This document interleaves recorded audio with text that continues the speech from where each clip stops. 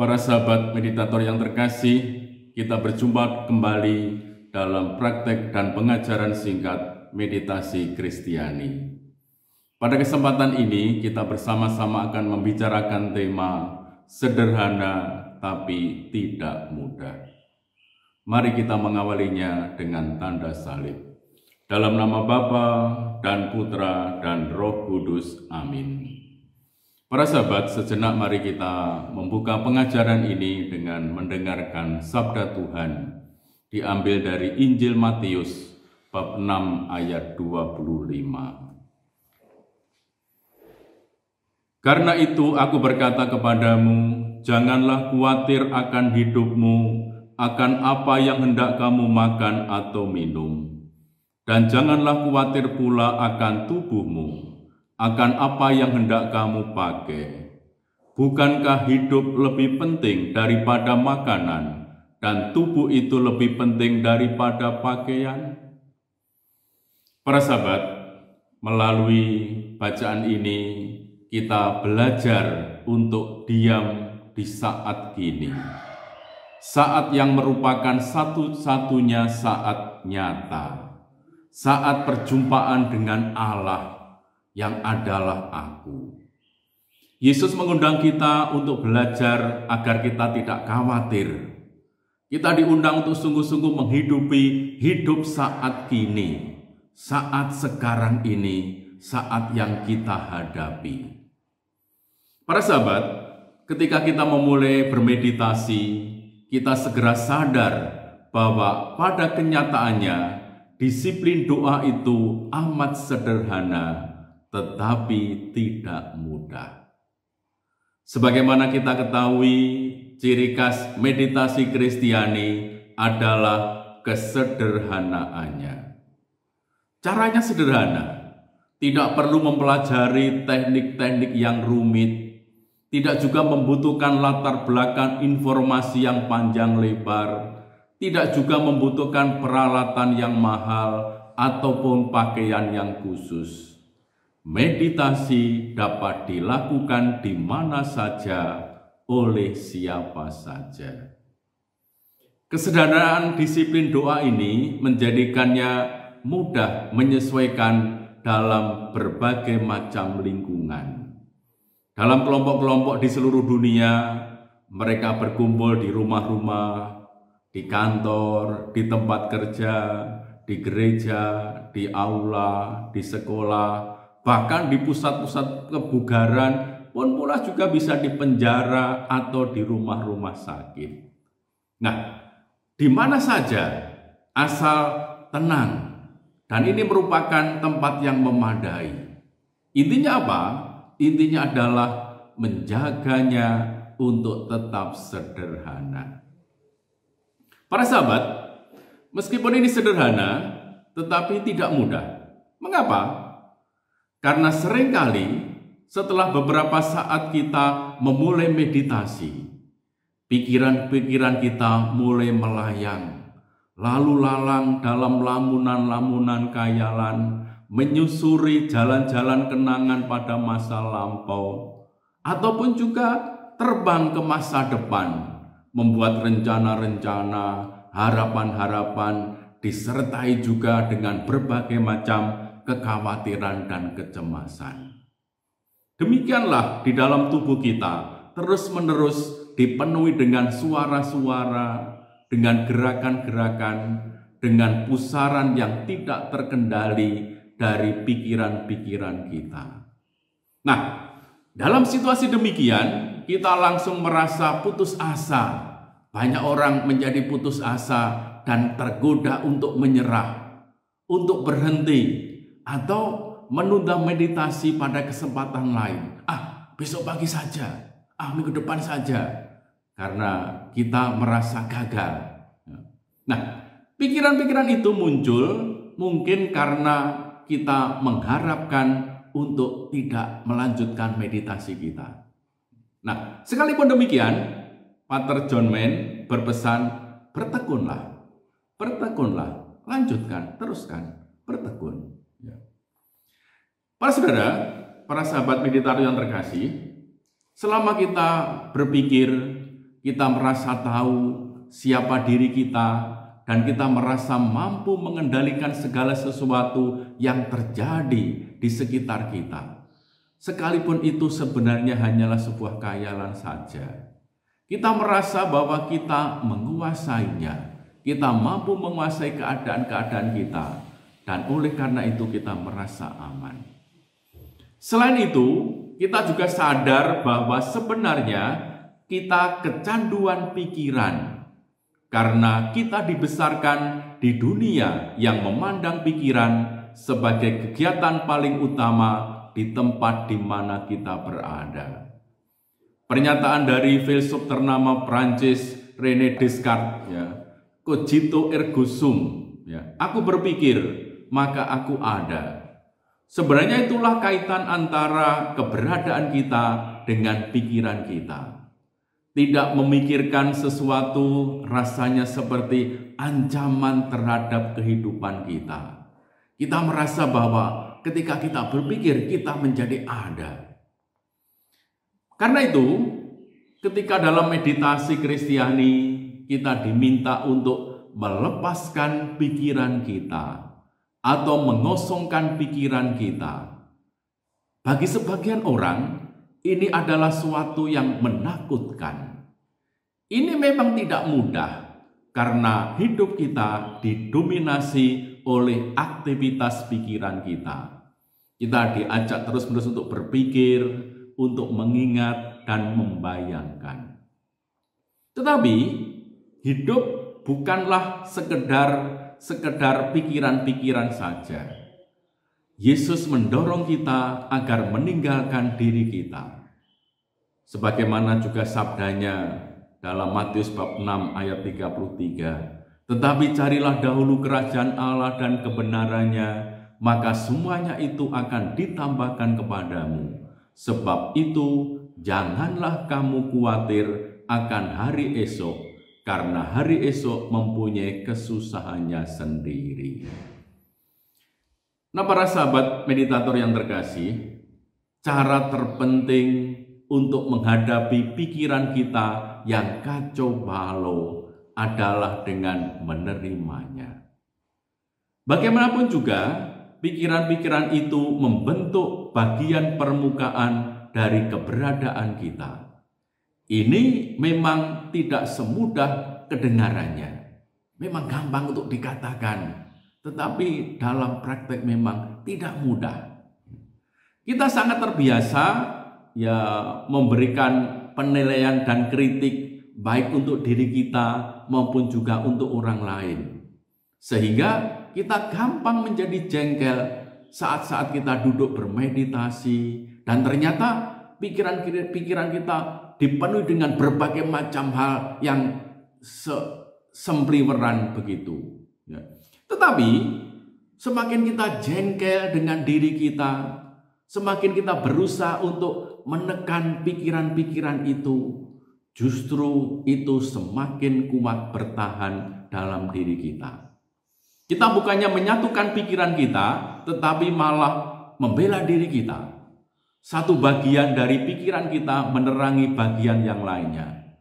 Tetapi semakin kita menerima pikiran-pikiran itu, kita akan menjadi semakin tenang.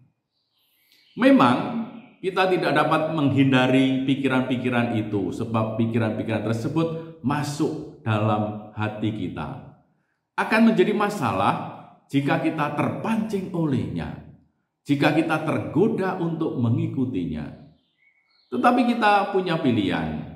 Kita bisa mengikuti pikiran-pikiran itu dan ikut arus itu, atau kita memusatkan perhatian kita pada mantra kita. Kita bebas untuk membuat sebuah pilihan.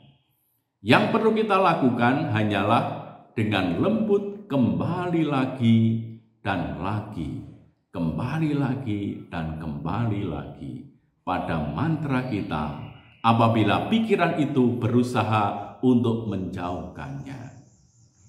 Karena itu, ketika kita menemukan pelanturan, kita yang masih pemula, memang kita belum mampu menjadikan diri kita itu menjadi semakin rendah hati. Karena itulah ya, yang biasanya terjadi, umumnya terjadi demikian. Itulah sebabnya Cassianus yang hidup pada abad keempat ya, menyarankan untuk menggunakan mantra. Dia menyebutnya sebagai formula. Nah, di zaman kita ini, pelanturan telah bertambah dengan banyaknya arus informasi serta rangsangan-rangsangan yang harus kita arungi setiap hari. Mulai saat kita bangun pagi sampai malam menjelang tidur. Pelanturan-pelanturan itu senantiasa mewarnai, mendominasi pikiran kita. Kita mencoba untuk menyerapnya dan memilah-milah semuanya itu. Kenyataan itu bisa membuat kita mudah jatuh pada rasa putus asa dan berpaling dari meditasi, meninggalkan meditasi. Mungkin lalu kita berpikir bahwa ini bukan corak hidupku, bukan spiritualitas hidupku. Aku bukanlah orang yang punya disiplin doa semacam ini. Dan berbagai macam alasan-alasan yang memenuhi pikiran kita. Seringkali rasa putus asa ini memunculkan perasaan gagal dan merasa tidak layak. Ini adalah bagian sisi lemah dari ego kita yang rusak dan kita tolak. Lalu kita merasa bahwa aku tidak bisa apa-apa, termasuk aku tidak bisa bermeditasi, tidak cocok dengan doa meditasi, dan sebagainya. Nah, yang pertama-tama kita perlukan dalam tahap awal ini adalah apa? Suatu pemahaman akan makna meditasi dan kehausan yang muncul dari tingkat kecemasan yang lebih dalam. Mungkin dengan demikian kita sungguh-sungguh mampu untuk mengalami dorongan-dorongan rahmat yang dianugerahkan dalam diri kita. Tuhan sesungguhnya menyediakan dan menganugerahkan rahmat itu bagi kita. Rahmat itu bisa datang dari luar diri kita dalam berbagai bentuk. Misalnya, kita rajin mengikuti pelajaran-pelajaran, rajin mempelajari tradisi-tradisi doa, atau membangun dan mengembangkan persahabatan rohani, ataupun juga melalui berbagai macam pencerahan dan ilham yang bisa kita gali dari berbagai peristiwa di dalam kehidupan kita ini. Dari dalam, rahmat itu muncul sebagai sebuah kehausan akan ilham, akan rahmat, akan sesuatu yang sungguh-sungguh muncul dari Allah sendiri. Kehausan untuk mendapatkan pengalaman yang lebih dalam, yang lebih intim dengan Tuhan sendiri. Selalu kalau kita sadari dari dalam diri kita ada kehausan untuk mengalami perjumpaan yang lebih mendalam dengan yang ilahi. Kehausan dan kerinduan itu perlu terus-menerus dikobarkan, dihidupkan, dihidupi, dan terus dilakukan. Sebagaimana Kristus yang adalah Roh Kudus tidak hanya ada dalam diri kita, tetapi juga Yesus hadir di luar diri kita dalam diri orang-orang lain. Ini memberikan dorongan supaya kita terus bergerak maju untuk mendapatkan, untuk mengalami rahmat itu. Yesus mendorong kita, menarik kita untuk masuk lebih dalam hidupnya. Karena itu para sahabat meditator yang terkasih, meditasi membantu untuk memahami dengan jelas dari awal tentang makna dan tujuan dari mantra itu. Mantra bukanlah tongkat sihir yang mengosongkan pikiran atau sebuah saklar yang menghidupkan kehadiran Allah. Namun ini sebuah disiplin, sebuah sarana untuk membantu kita. Sarana yang diawali dengan iman, dengan kepercayaan, dan diakhiri dengan kasih yang akan menghantar dan membawa kita kepada kemiskinan roh di dalam Tuhan. Kita tidak mengucapkan mantra untuk memerangi pelanturan, tetapi terutama untuk apa? Untuk membantu mengalihkan perhatian kita dari pelanturan-pelanturan tersebut. Hanya dengan menyadari bahwa betapa kita tidak mampu dengan bebas menempatkan perhatian kita di mana saja, merupakan suatu kebangkitan besar. Inilah awal pendalaman kesadaran yang memungkinkan kita meninggalkan pelanturan-pelanturan itu di permukaan. Itu ibarat seperti ombak di permukaan laut. Setelah itu, laut akan tenang dan teduh kembali. Para sahabat meditator, meditasi membawa kita kepada ketenangan roh dan ketenangan tubuh. Kita akan lebih mengalami dan merasakan kedekatan dengan Tuhan. Kekuatan spiritual akan mencegah kita dari kebiasaan-kebiasaan buruk. Sebaliknya, kita menjadi lebih pandai bersyukur dan menghargai kehidupan kita. Dan inilah yang kita alami dengan meditasi Kristiani. Meditasi Kristiani adalah latihan rohani yang membimbing kita ke dalam doa Kristus sendiri. Ia membawa kita kepada keheningan, kepada diam dan kesederhanaan. Dan inilah sesungguhnya efek dari mantra itu, membuat pikiran menjadi sederhana. Mantra membuat kita menjadi sederhana, menjadi simpel seperti anak kecil, sebagaimana dikisahkan dalam Injil. Seperti misalnya dalam Injil Matius bab 18 ayat 3. Sesungguhnya jika kamu tidak bertobat dan menjadi seperti anak kecil, kamu tidak akan masuk ke dalam kerajaan surga. Demikian juga dalam Mazmur 131, Mazmur yang sungguh amat indah, amat mendalam. Dikatakan demikian, Tuhan, aku tidak tinggi hati dan tidak memandang dengan sombong. Aku tidak mengejar hal-hal yang terlalu besar atau hal-hal yang terlalu ajaib bagiku. Sesungguhnya aku telah menenangkan dan mendiamkan jiwaku, seperti anak yang disapih berbaring dekat ibunya. Ya, seperti anak yang disapih jiwaku dalam diriku.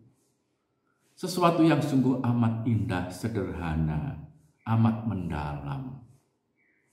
Maka para sahabat, kualitas istimewa anak kecil apa? Terutama adalah kesederhanaannya.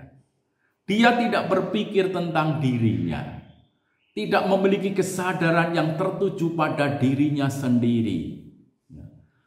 Ini berbeda dengan orang dewasa. Orang dewasa itu begitu kompleks karena selalu berpikir tentang dirinya dan terus-menerus menganalisis dirinya. Dalam doa meditasi, mantra membuat kita sederhana, simple, seperti anak kecil yang tidak sibuk terus mengurusi dan bicara tentang dirinya, tetapi penuh atensi dan kehadiran yang tidak neko-neko. Anak kecil sungguh memasrahkan itu pada ibunya. Inilah kesederhanaan, dan kesederhanaan seperti inilah yang menjadi karakteristik hidup para kudus. Para sahabat, sekarang marilah kita bermeditasi. Duduklah diam dengan punggung tegak. Tutup mata Anda dengan perlahan. Duduklah dengan santai tetapi tetap waspada. Diam dalam hati dan mulailah mengucapkan kata mantra.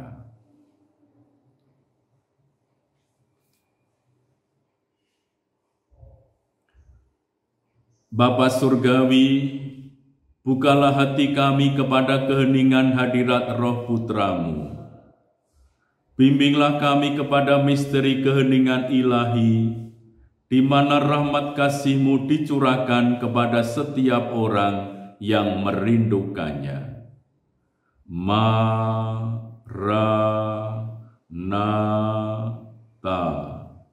Datanglah Tuhan Yesus.